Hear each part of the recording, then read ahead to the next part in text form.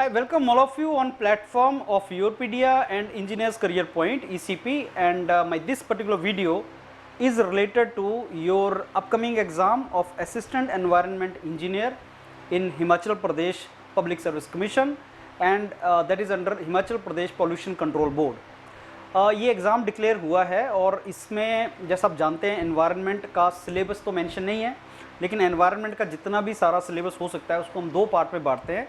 One जो आपका technical part है सिविल इंजीनियरिंग का जो आप पढ़ते हो, दूसरा जो करंट से रिलेटेड इश्यूज़ हैं एनवायरनमेंट के। अभी जो करंट से रिलेटेड इश्यूज़ हैं बहुत इंपॉर्टेंट होते हैं, और पिछली वीडियो में मैंने आपको टॉपिक्स दिए थे 100 टॉपिक्स जहाँ से क्वेश्चन पूछा जाता है। इस वीडियो में मैं वो 100 टॉपिक्स आपको बताऊँगा और उसमें से एक टॉपिक का हम आज क्वेश्चन डिटेल आंसर कैसा होना चाहिए उसका डिस्कशन करेंगे। मैंने एक बहुत इंपॉर्टेंट टॉपिक चूज़ किया है क्योटो प्रोटोकॉल। तो वेरी इंपॉर्टेंट टॉपिक। मैं आपको बताऊंगा कि उसमें से अगर ऑब्जेक्टिव क्वेश्चन आएगा तो क्या बनेगा और सब्जेक्टिव क्वेश्चन आएगा तो किस तरह से बनेगा और वो आपको किस तरह से लिखना है। Himachal Pradesh public service commission जो आपका एग्जाम कंडक्ट करेगा उसमें ऑब्जेक्टिव एंड सब्जेक्टिव का कम्बिनेशन होगा। मैंने आपसे ये भी बताया था कि इसका सारा डॉक्यूमेंट एक बुक की फॉर्म में है। ये सारे के सारे 100+ टॉपिक आपको उस बुक में उनका डिटेल एक्सप्लेनेशन, उनका सारे का सारा नॉलेज आपको वहाँ से मिल जाएगा। आप ये वीडियोस देखते रहें हमारे इसी चैनल पे और आप रिवाइज करते रहें, टॉपिक्स को प्रिपेयर करते रहें। ये एग्ज़ाम सिंपल एग्ज़ाम है, डिफ़िकल्ट नहीं है। ओनली थिंग इज़ आपको इसका स्ट्रेटजी पता हो एंड टॉपिक आपको पता हो। सो मैं स्टार्ट करता हूँ। पहले तो वो टॉपिक्स जो करंट से रिलेटेड टॉपिक्स हैं मैंने आपको पिछली क्लास में डिस्कस किए थे, आप ये टॉपिक्स देख सकते हैं। ये 100 टॉपिक्स हैं जो करंट से रिलेटेड वो आपसे एग्ज़ाम में पूछेगा एंड आपको इसका आइडिया होना चाहिए। ये मैं पिछले क्लास में डिस्कस कर चुका हूँ, लेकिन यहाँ पे आप इसको वीडियो रोक के इनको नोट कर सकते हैं। ये हमारे वेबसाइट पे भी अवेलेबल हैं।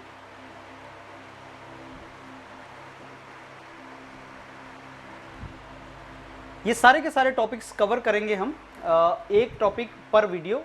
आज मैं पहला टॉपिक क्योटो प्रोटोकॉल आपके साथ डिस्कस करने वाला हूँ। कोई भी एनवायरनमेंट इंजीनियरिंग से रिलेटेड, एनवायरनमेंट साइंस से रिलेटेड जो एग्ज़ाम है उसका सिलेबस में ये सारे टॉपिक्स होते हैं और ये 100 टॉपिक्स में हमने इसको डिवाइड किया है, लेकिन हर टॉपिक के अंदर और डिटेल में इंफॉर्मेशन है जिससे आपके बाकी टॉपिक भी कवर होंगे।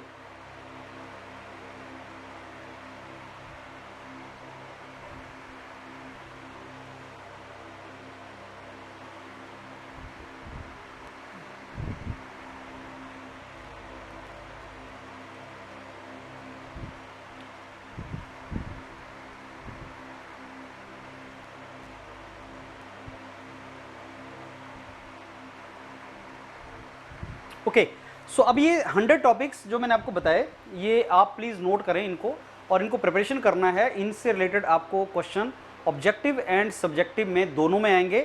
पहला क्वेश्चन जो पहला टॉपिक मैं आपसे डिस्कस करूंगा वो टॉपिक है हमारा क्योटो प्रोटोकॉल। क्योटो प्रोटोकॉल से जो ऑब्जेक्टिव क्वेश्चन क्या बनेगा वो अभी मैं आपको पढ़ाते पढ़ाते इसको बताऊंगा, लेकिन क्योटो प्रोटोकॉल से सब्जेक्टिव क्वेश्चन कैसा फ्रेम करेगा ये टिपिकल क्वेश्चन की फॉर्म में है। Tell about the Kyoto Protocol. What do you know about Kyoto Protocol? How effective has Kyoto Protocol been in reducing greenhouse gas emission and mitigating climate change? Now this is the subjective question which can be asked to you. I am giving you answer in the form of subjective question only. आपको इसका कैसा basically answer लिखना है। तो अगर आप देखोगे ये 2-3 पार्ट में बटा हुआ है क्वेश्चन। एक, क्योटो प्रोटोकॉल क्या है, तो आपका इंट्रोडक्शन ये होना चाहिए कि आप क्योटो प्रोटोकॉल को डिफाइन करें। आप बता रहे हैं कि क्योटो प्रोटोकॉल है क्या, उसके बारे में आपको 1-2 पैसेज लिखने चाहिए। उसके बाद क्या इसका इम्पैक्ट रहा है in reducing green house gas emission and mitigating climate change, क्या उसका इम्पैक्ट रहा है, और उसके बाद एक कंक्लूजन भी आपका होना चाहिए। सो टिपिकली सब्जेक्टिव आंसर में आपका इंट्रोडक्शन होता है, फिर उसके बारे में जो आपका नेक्स्ट क्वेश्चन पार्ट पूछा है उसके बारे में कुछ आप डिस्कस करते हैं और फिर कंक्लूजन करते हैं। बीच में कई बार आप ऐसे कुछ हेडिंग जरूर डाल देते हो, हेडिंग जिसमें जो पूछा तो नहीं है। जैसे क्योटो प्रोटोकॉल का क्रिटिसिज्म क्या है, बहुत ज़्यादा इंपॉर्टेंट है क्योटो प्रोटोकॉल का क्रिटिसिज्म। जैसे इन्होंने पूछा कि कहाँ तक ये इफेक्टिव हुआ है वो तो हम बताएंगे, लेकिन उसका एक मेन क्रिटिसिज्म क्या है उसके बारे में भी हम डिस्कस कर सकते हैं। 2-3 लाइनें हम बता सकते हैं, तो वो क्रिटिसिज्म के अंडर हम उसको डिस्कस कर सकते हैं। अब क्योटो प्रोटोकॉल है क्या? क्योटो प्रोटोकॉल, ये मैंने जो आंसर लिखा है आप देख रहे हैं, इसका हमने छोटे छोटे 3 पैसेज बनाए हैं। जहां भी तुम्हारा डिस्कशन का थीम चेंज होता है वहां पे तुम एक पैसेज चेंज कर सकते हो। अब इसको चाहते तो हम एक ही पैसेज रख सकते थे, लेकिन हमने इसके 3 अलग अलग पैसेज बनाए हैं। सबसे पहले क्योटो प्रोटोकॉल है क्या? ये एक इंटरनेशनल ट्रीटी है जो ग्रीन हाउस गैस एमिशन को रिड्यूस करना चाहती है बाई 5.2% बिलो 1990 लेवल बाई 2012। ये उसका डेफिनेशन है। ऑब्जेक्टिव एग्जाम में यह आएगा कि क्या क्योटो प्रोटोकॉल जो कि एक लीगली बाइंडिंग लिमिट पुट करता है, ये पहली बार ऐसा हुआ था that it was the first time that countries को एक लीगली बाइंडिंग लिमिट्स दी गई ग्रीन हाउस गैस एमिशन की। आप जानते हैं अर्थ समिट 1992 में सबसे पहले वर्ल्ड केम टू रियलाइज के हाँ ग्लोबल वार्मिंग कुछ है, क्लाइमेट चेंज चीज करके कुछ है, दैट वाज इन 1992। उसके बाद क्योटो प्रोटोकॉल में पहली बार एक लीगली बाइंडिंग लिमिट्स रखी गई कि आपको ग्रीन हाउस गैस का जो लेवल है वो कंपेयर टू 1990 लेवल, 1990 में जो भी लेवल था आपने उससे 5.2% रिड्यूस करना है। ग्रीन हाउस गैसेस क्या हैं, क्या उनके नाम हैं, वो हम अलग से एक टॉपिक है ग्रीन हाउस गैसेस, उसमें डिस्कस करेंगे। लेकिन पहली बार ऐसा हुआ दैट एक लीगली बाइंडिंग लिमिट्स रख दी गई कि 1992 में कार्बन डाइऑक्साइड अगर तुम्हारा इतना लेवल था तो अब तुम्हें उसको उस लेवल से 5.2% रिड्यूस करना है बाय 2012। तो नेक्स्ट एनालिसिस हम करेंगे 2012 में, और तब तक आपका जो लेवल है इस ग्रीन हाउस गैस का वो कंपेयर टू 1990 लेवल वो इतना रिड्यूस हो जाना चाहिए। अब ये बहुत इंपॉर्टेंट चीज़ ये है कि इंडस्ट्रियलाइज्ड कंट्रीज या डेवलप्ड कंट्रीज के ऊपर ये लिमिट थी, डेवलपिंग कंट्रीज के ऊपर नहीं थी। So there was no basically commitment expected from developing countries like India. और डेवलप्ड कंट्रीज जो क्रिटिसाइज करती हैं वो ये एक पॉइंट उनका है, जैसे यूनाइटेड स्टेट्स ऑफ अमेरिका, बाद में मैं आपको बताऊंगा वो रेटिफाई तो किया लेकिन बाहर निकल गया। यूनाइटेड स्टेट्स ऑफ अमेरिका, ये बहुत सी यूरोपियन कंट्रीज़ ने ये क्रिटिसिज्म किया कि इंडिया और चाइना जो बहुत ज़्यादा पोल्यूट करते हैं, अब पोल्यूटेंट बहुत ज़्यादा छोड़ते हैं, उनके ऊपर कोई लीगली बाइंडिंग लिमिट नहीं रखा, लेकिन डेवलप्ड कंट्रीज़ के ऊपर रखा। और डेवलपिंग कंट्रीज़ ने ये बोला कि आज तक जब से इंडस्ट्रियल रिवोल्यूशन चला है, 1850 से इंडस्ट्रियल रिवोल्यूशन इंग्लैंड से स्टार्ट हुआ, तो जितना भी कार्बन एमिशन हुआ है वो लार्जली उन कंट्रीज़ ने किया जो आज डेवलप्ड कंट्रीज़ हैं, इंडस्ट्रियली डेवलप्ड कंट्रीज़ हैं। तो उनकी वजह से जो प्रॉब्लम हुई वो हम क्यों फेस करें? हमारी तो इकोनॉमी अभी डेवलप होनी है, और कोल जो है या फॉसिल फ्यूल जो है वो बहुत इंपॉर्टेंट एनर्जी सोर्स है। जब हमारे डेवलप होने का टाइम आया तो आप बोल रहे हो उसको अब रिड्यूस कर लो, तो डेवलपिंग कंट्रीज़ का ये मानना था। इसलिए ग्लोबल वार्मिंग की फाइट में, क्लाइमेट चेंज की फाइट में पूरी दुनिया 2 पार्ट में बटी हुई है, इनफैक्ट 3 पार्ट में बटी है, developed countries, developing countries and least developed countries. तो इन तीनों ग्रुप्स में आपस में क्लैश चलता रहता है। अब क्योटो प्रोटोकॉल एक इंटरनेशनल ट्रीटी है जो 11 दिसंबर 1997 को अडॉप्ट हुई थी, और ये बेसिकली एक्सटेंशन है United Nation framework convention on climate change का, और ये 16 फरवरी 2005 को it came in force. And इसमें बेसिकली 55% ऑफ वर्ल्ड का total green house gas emission जो कंट्रीज एमिट करती हैं वो सबने इसको रेटिफाई किया। रेटिफाई मीन्स जिन्होंने साइन किया। कुछ सक्सेस मिली है क्योटो प्रोटोकॉल में, जैसे green house gas emission reduce हुआ है, कंट्रीज सेंसिटाइज हुई हैं। यूरोपियन यूनियन ने अपना प्रोटोकॉल, क्योटो प्रोटोकॉल टारगेट जो था बाई 8% उसको इंक्रीज़ किया बाई 2012 तक हमें 5.2% करना था, लेकिन जो भी इन्होंने टारगेट सेट किया था यूरोपियन यूनियन ने, उस टारगेट से 8% तक ज़्यादा उन्होंने किया। तो ये हमारा सक्सेस है। क्योटो प्रोटोकॉल की सक्सेस क्या है? कुछ कंट्रीज़ ने जो टारगेट मीट करना था उससे ज़्यादा टारगेट मीट किया, लेकिन जो सबसे बड़े पॉल्यूटिंग कंट्रीज़ हैं, यूनाइटेड स्टेट्स, वो क्योटो प्रोटोकॉल से बाहर निकल गए। सबसे बड़े पॉल्यूटिंग कंट्रीज़ कौन से हैं? United states, China, even India. China और इंडिया वैसे ही बाहर है क्योंकि डेवलपिंग कंट्रीज़ हैं, और यूएस ने वैसे इनकार कर दिया, तो वो उसका क्रिटिसिज्म है। उसके बाद इसका क्रिटिसिज्म में अगर हम देखें तो क्या है, इसके कुछ शॉर्टकमिंग्स हैं। नंबर 1, यूनाइटेड स्टेट्स जो मेजर एमिटर है ग्रीन हाउस गैसेस का, उसने प्रोटोकॉल को रेटिफाई नहीं किया। उसने बोला कि नहीं, हम नहीं कर सकते, हमारा इकोनॉमी ग्रो कर रहा है and we can not sign it. Protocol ने कहीं पे भी एमिशन डेवलपिंग कंट्रीज की बात नहीं की कि डेवलपिंग कंट्रीज से भी बेसिकली हमें इसको रिड्यूस करवाना है, क्योंकि इसने इंडस्ट्रियली डेवलप्ड कंट्रीज की ही बात की, डेवलपिंग कंट्रीज की बात नहीं की। And that was the reason कि जो ग्रीन हाउस गैस एमिशन की रिक्वायरमेंट डेवलपिंग कंट्री से था, इंडिया और चाइना सबसे बड़े पॉल्यूटर हैं, तो उन्होंने इसके ऊपर रेटिफाई नहीं किया। क्या की फीचर्स हैं क्योटो प्रोटोकॉल के? तो क्योटो प्रोटोकॉल के कुछ फीचर्स हैं, कंपोनेंट्स हैं, इसमें क्वेश्चन इस तरीके से भी आ सकता है, what are the main features of Kyoto protocol. Main features of Kyoto protocol is, इसने एमिशन रिडक्शन टारगेट दे दिया, legally binding emission reduction target developed countries को दिया गया, जिसको एनेक्स 1 पार्टीज भी बोलते हैं। सो ऑब्जेक्टिव क्वेश्चन है, ऑब्जेक्टिव एग्जाम का क्वेश्चन है, कौन सी कंट्री ने क्योटो प्रोटोकॉल को रेटिफाई नहीं किया? United states. एनेक्स 1 कंट्रीज किस चीज से रिलेटेड है? क्योटो प्रोटोकॉल से। एनेक्स 1 कंट्रीज में कौन सी कंट्रीज आती हैं? जो बेसिकली आपकी डेवलप्ड कंट्रीज हैं, जिनके ऊपर लीगली बाइंडिंग टारगेट्स दिया गया। इनको 1999 के कंपैरिजन में 5.2%, 1990 में जो भी ग्रीन हाउस गैस एमिशन था उसका 5.2% रिड्यूस करना था। फर्स्ट कमिटमेंट पीरियड था 8 से 12, that was the first commitment period, कि 8 से 12 में चेक करेंगे आपने फुलफिल किया कि नहीं किया। फ्लेक्सिबल मैकेनिज्म रखा गया था। फ्लेक्सिबल मैकेनिज्म मींस कि जो डेवलप्ड कंट्रीज थी, एनेक्स 1 पार्टीज थी, उनको अपना एमिशन रिड्यूस करने के लिए कॉस्ट इफेक्टिवली वो अपने एमिशन को रिड्यूस कर सकते थे। और क्योटो प्रोटोकॉल ने डेवलप्ड कंट्रीज को फ्लेक्सिबल मैकेनिज्म दिया that if you want to reduce your green house gas emission, तो ये 3 मैकेनिज्म है जिनके थ्रू तुम रिड्यूस कर सकते हो। फ्लेक्सिबल दे दिया कि डेवलप्ड कंट्रीज को बोला कि आपको 1990 के कंपैरिजन में अपना जो ग्रीन हाउस गैस का एमिशन है उसको 5.2% कम करना है बाय 2012, जो पहला आपका पीरियड था 2008 से 2012 के बीच का फर्स्ट कमिटमेंट पीरियड, उसमें आपको रिड्यूस करना है। और मैकेनिज्म दिया गया फ्लेक्सिबल मैकेनिज्म, एमिशन ट्रेडिंग आप कर सकते हो। उनको ये बोला गया कि आप अपना जो एमिशन रिड्यूस नहीं करना तो ट्रेड कर लो किसी और कंट्री के साथ। तो जो एनेक्स 1 से अलावा कंपनी अदर जो कंट्रीज हैं एनेक्स 1 की कंट्रीज, उनके साथ ट्रेड कर सकते हो कि मैं तुम्हारा रिड्यूस कर देता हूं, अपना नहीं करेंगे। क्लीन डेवलपमेंट मैकेनिज्म बहुत इंपॉर्टेंट टर्म है, कई बार ऑब्जेक्टिव क्वेश्चन में आया है कि क्लीन डेवलपमेंट मैकेनिज्म किस चीज से रिलेटेड है? क्योटो प्रोटोकॉल से। Developed countries resource enriched countries होती हैं, जैसे अमेरिका के पास काफी रिसोर्स है, तो डेवलप्ड कंट्रीज इन्वेस्ट कर सकती हैं इन emission reduction project developing country से, और वो उनका क्रेडिट बन जाएगा कार्बन क्रेडिट। सो वो उनका एमिशन रिडक्शन क्रेडिट में ऐड हो जाएगा।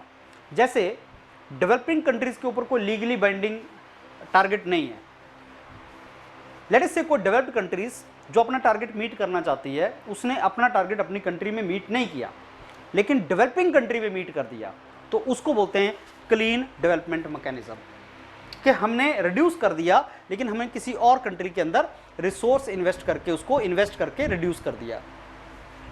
ज्वाइंट इंप्लीमेंटेशन, बेसिकली आप एनेक्स 1 पार्टी के साथ मिलके, डेवलप्ड कंट्रीज बाकियों के साथ मिलके ज्वाइंटली रिड्यूस भी कर सकते हो। तो ये 3 जो आपके मैकेनिज्म्स थे, ये फ्लेक्सिबल मैकेनिज्म हैं जिन्होंने डेवलप्ड कंट्रीज को बेसिकली एक फ्लेक्सिबल ऑप्शन दिया अपना ग्रीन हाउस गैस एमिशन को रिड्यूस करने के लिए।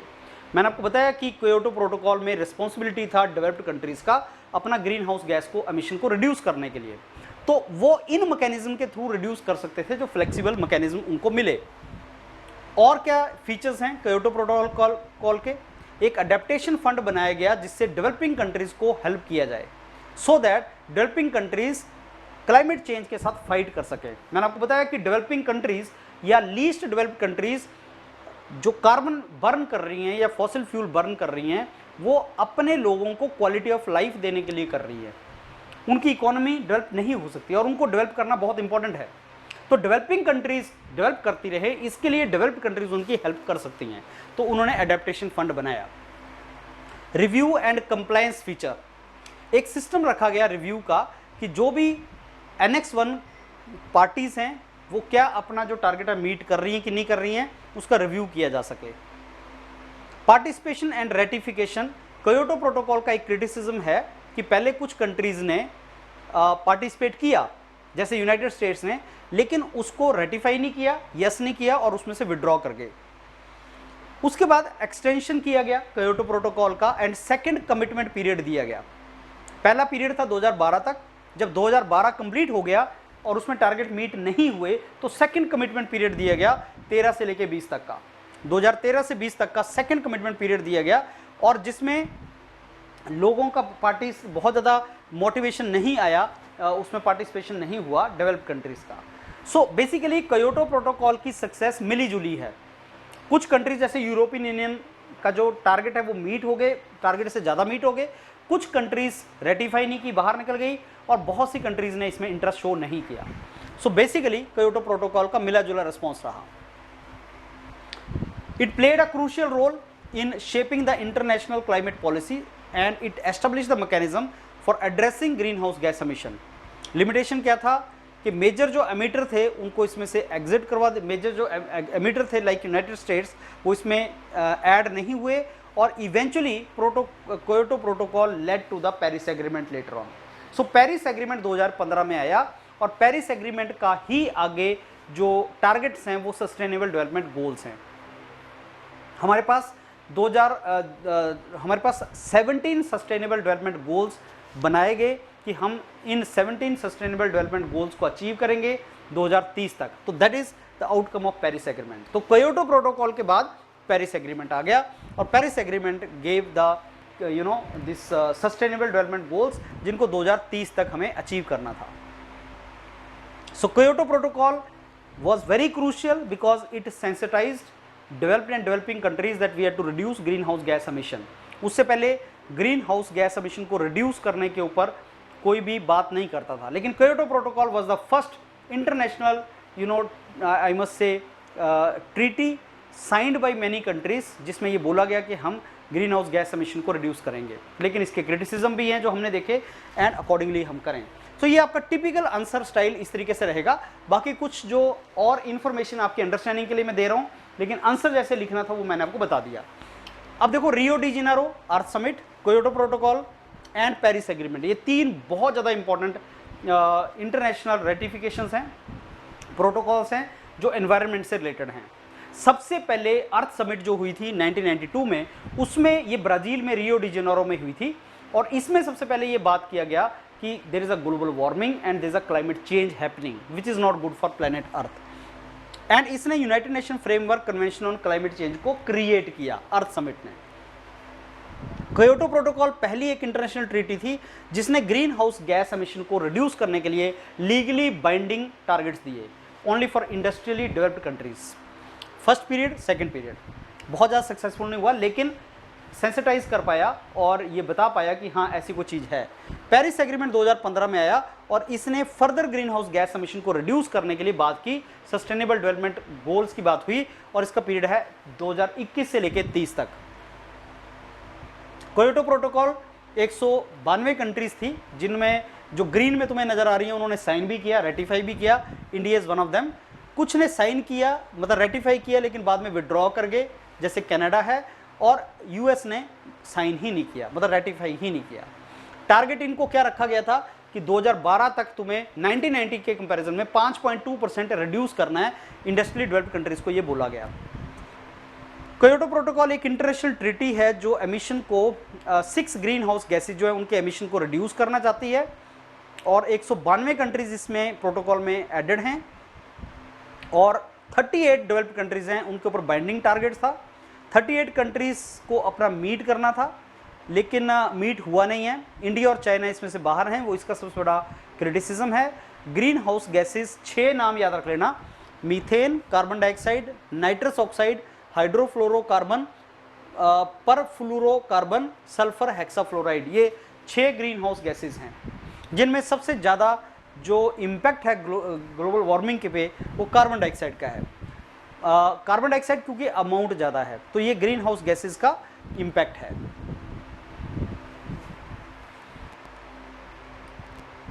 टारगेट सेट किए गए थे, अमेरिका को बोला गया था 7% रिड्यूस करो, यूरोपियन यूनियन 8%, रशिया, इस तरीके से कार्बन डाइऑक्साइड को रिड्यूस करने का कमिटमेंट दिया गया था कि आपने ऐसे रिड्यूस करना है। सो बेसिकली ये उनके अलग अलग कंट्रीज के कैसे उन्होंने टारगेट अचीव करने थे, right. So I think this Kyoto protocol, what question can be asked from Kyoto protocol, और इसके थ्रू जो आपने नॉलेज एक्वायर किया, ऐसे 100 टॉपिक कंप्लीट कर लो, आपका एनवायरनमेंट करंट वाला पार्ट कंप्लीट हो जाएगा, जो आपको written exam as well as interview में हेल्प करेगा। देखते रहें योरपीडिया ECP, और इसमें आपको ये एनवायरनमेंट के ऊपर सारा इन्फॉर्मेशन मिलेगा। अगर आप एनवायरनमेंट के किसी भी एग्जाम के लिए जा रहे हैं, you can depend upon Yourpedia. All the very best, thank you.